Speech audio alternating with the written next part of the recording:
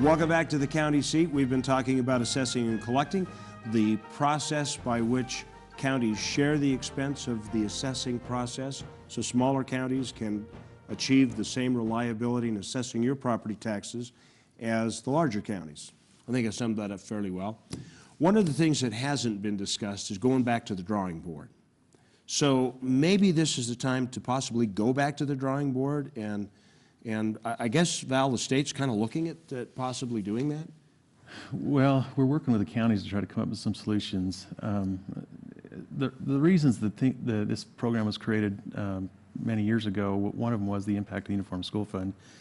And as we look at the receiving counties, their assessed valuation makes up less than, or about 5% of the total assessed valuation of the state. So even if their property values lagged, the impact on the Uniform School Fund would be a minimal effect.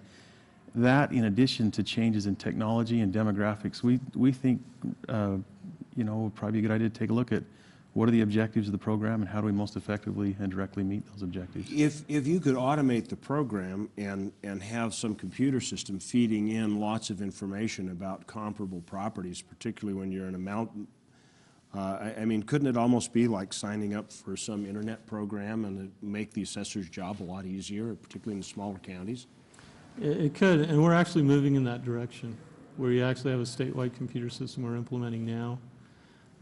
Along with that and the subsidizations that go to the counties, that's pretty much all the funds that are utilized statewide.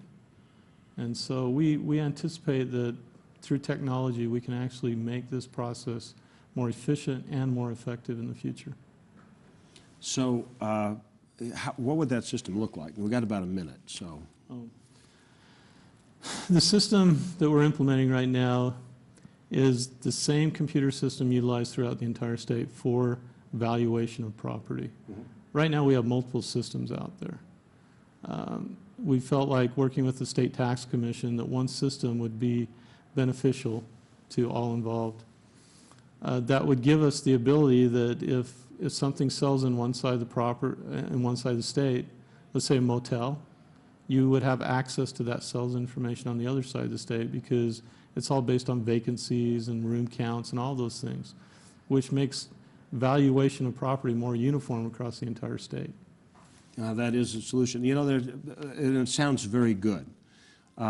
It's almost like we need to continue this conversation another time, but we are out of time.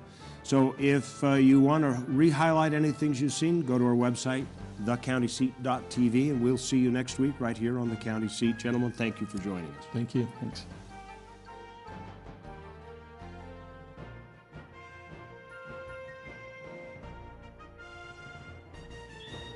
Hi, I'm Chad Booth. On the next County Seat, we'll talk about a water cooler topic that could make southwestern Utah all wet. Join us for the County Seat, Sunday mornings at 8 on ABC4.